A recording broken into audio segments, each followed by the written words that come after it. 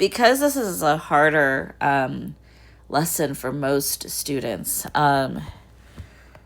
we first start off with how to solve these. So these are literal equations, are equations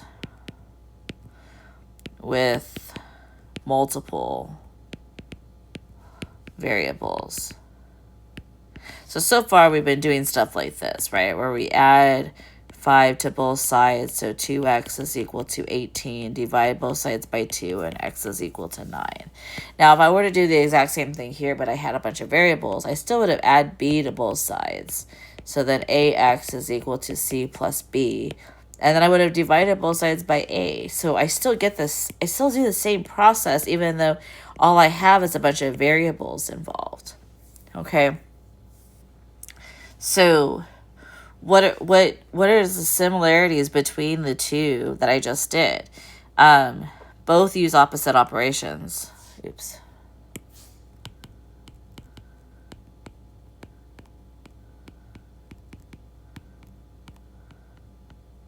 I did not spell operations right. To isolate. And then the literal equation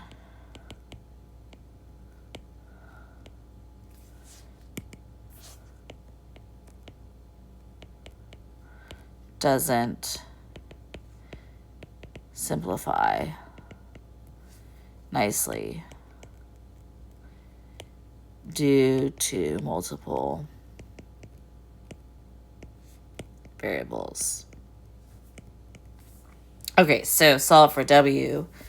Divide both sides by L. So w is equal to a divided by L. Solve for h. Divide both sides by b. So a over b is equal to h. Solve for t. Divide both sides by r. So d over r is equal to t. Solve for pt. So I can actually divide both sides, by pr at the same time. So then t is equal to I divided by pr. Solve for h. So divide both sides by lw. So h is equal to v divided by lw. Solve for r. So divide both sides by pi. So a over pi is equal to r squared. Square root both sides so that r is equal to plus or minus the square root of a over pi. Now, you would say, oh my gosh, you can't have plus or minus because we know that this is the area formula of a circle. You actually don't know that. So you do actually need the plus or minus.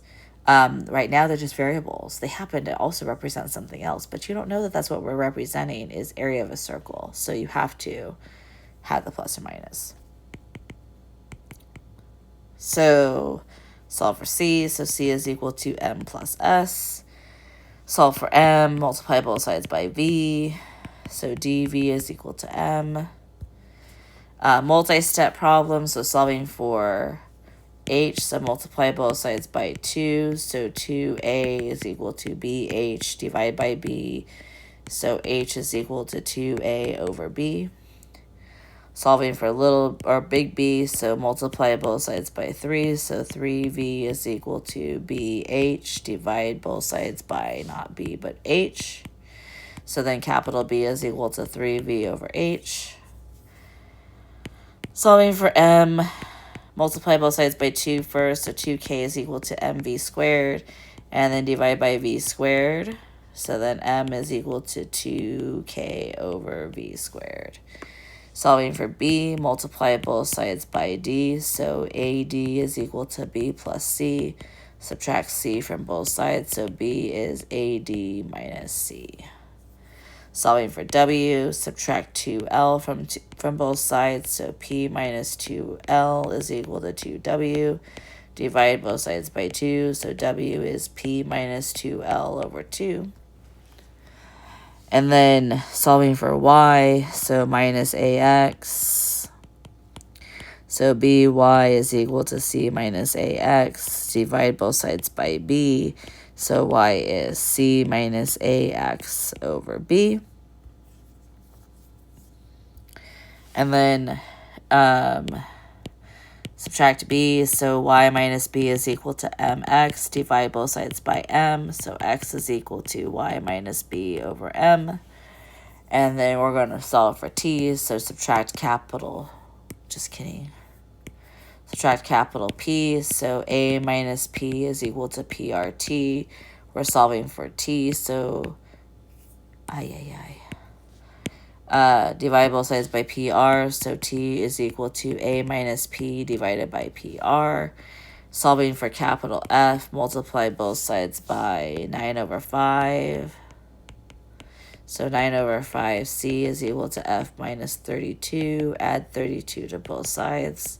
So then f is equal to 9/5 c plus 32. And then we're solving for b1, so multiply both sides by 2. So 2a is equal to hb1 plus b2. Divide both sides by h, so 2a over h is equal to b1 plus b2. Subtract both sides by b2.